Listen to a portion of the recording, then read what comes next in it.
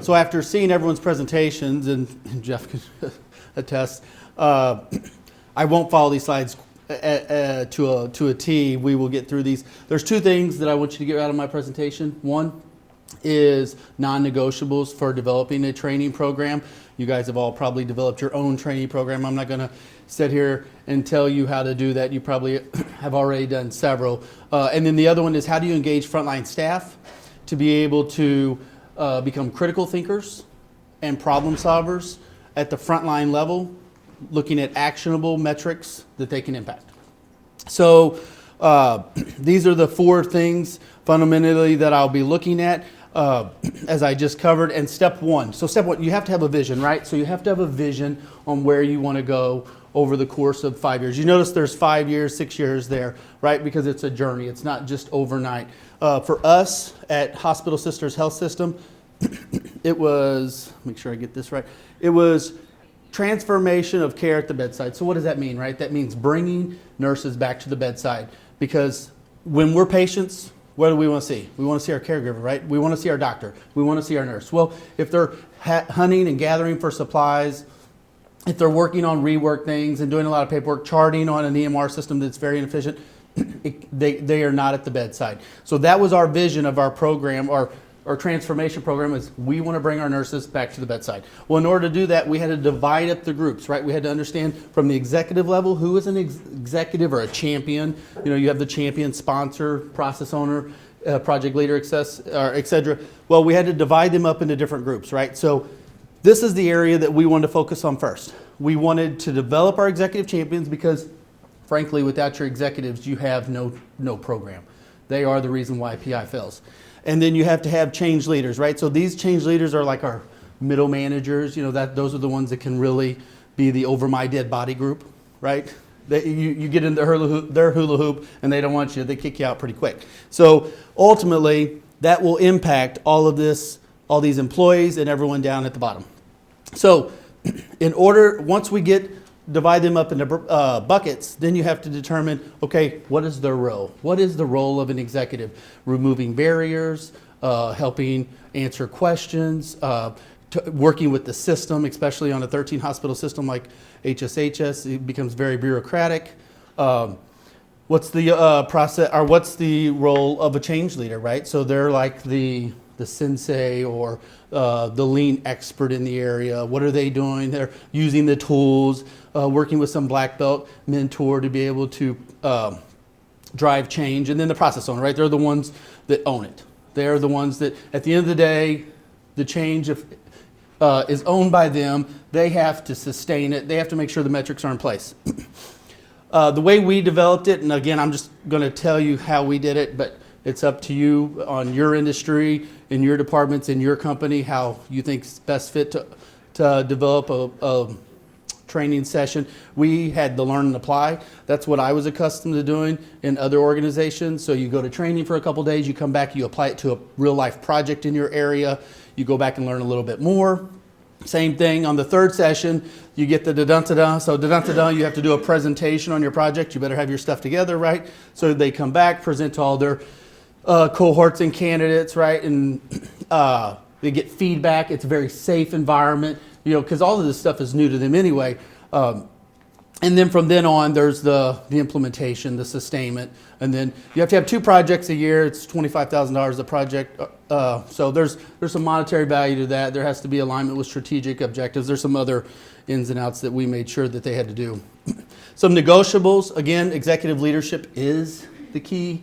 If you don't have someone at the top that is driving Lean or Six Sigma or Buddha or TQM or anything else, you're out of luck. So having good Lean experts, having good goals, all of this, having the right terminology. You know, there's so many 3P and 5S and Kanban and Kaizen and Jidoka, and a clinician's head just swells, right?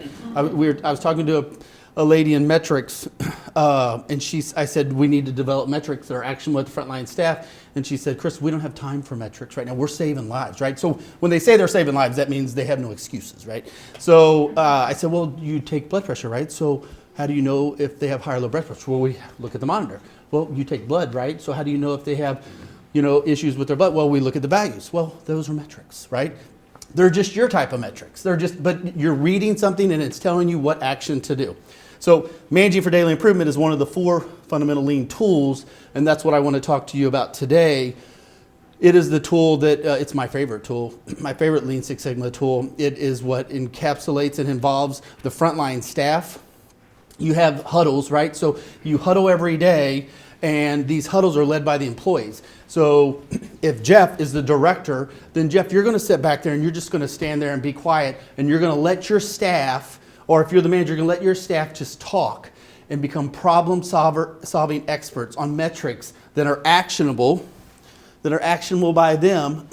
And then if they don't meet those goals for each individual, whether it be maybe satisfaction, right, service, or QDC boards, you've heard that, finance metrics or quality metrics. If you don't hit those, you need to have some kind of countermeasure, right? Because if you're not acting on metrics that you're not hitting, then you might as well stop meeting because it's not value add.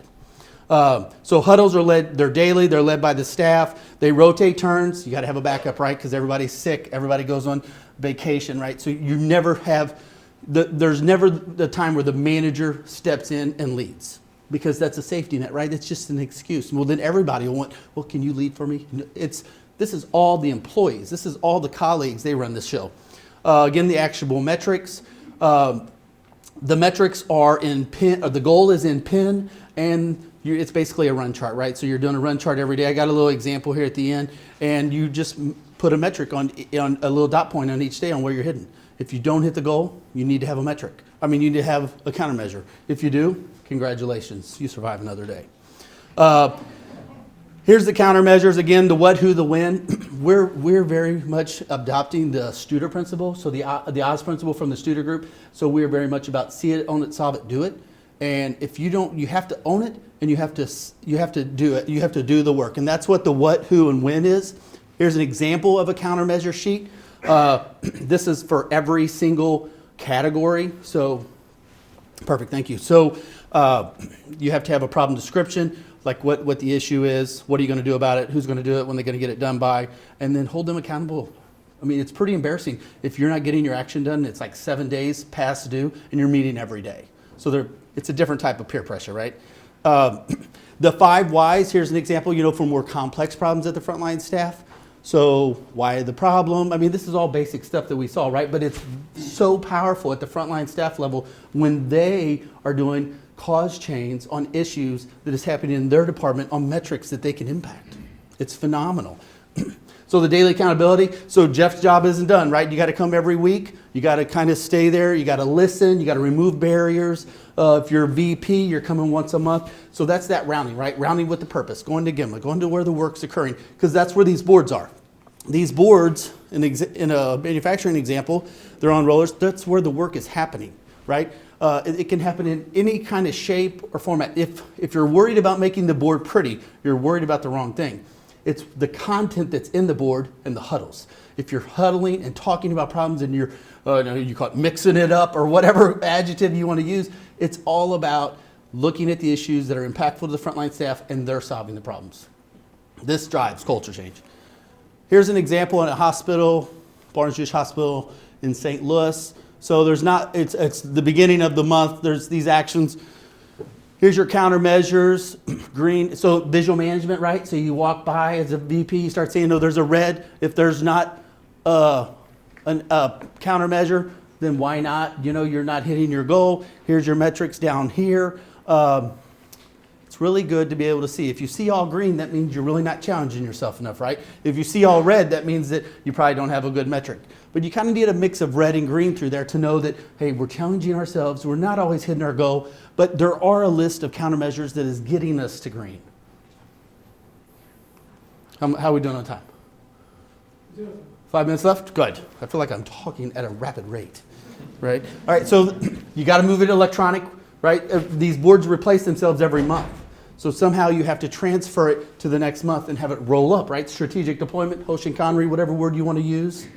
You have to have that linkage between what is your strategic plan and what is the frontline staff measuring that is actionable to them. So this rolls up into a department metrics, right? And it rolls up to whatever, maybe a site metric, or if you're at the DOD, then it's the department metric, or if you're at a hospital, it's the hospital or ministry metric. And ultimately, it rolls up to the system strategy deployment plan, right? And so there has to be that linkage. Well, you have to be able to pull it electronically, because if you can't, it's not going to be very fun. And nobody likes to not have fun, right? Especially when they're measuring stuff. So, oh, there's one more thing. Yeah. So these categories, I have safety, 5S, quality, delivery, and cost.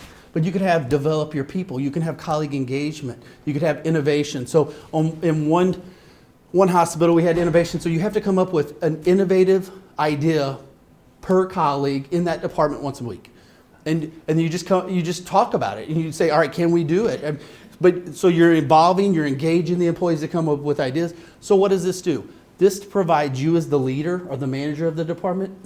You're not thinking tactically, right? Your colleagues are thinking tactically. Your frontline staff is solving problems. And what are you doing?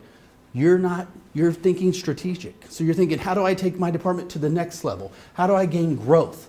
How do I reduce productivity as a whole? Or increase productivity as a whole?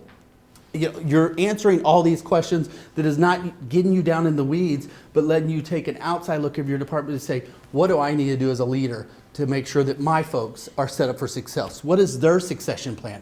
Well, how am I developing them to be me, right? If it gives you an opportunity to answer all these questions about your department and how to make it better, instead of saying, gosh, I sure do wish I knew how to fix that defect. How is that value add to your organization to be thinking as a leader how to fix a defect versus how do you take your department to the next level? All right, so that's all I got.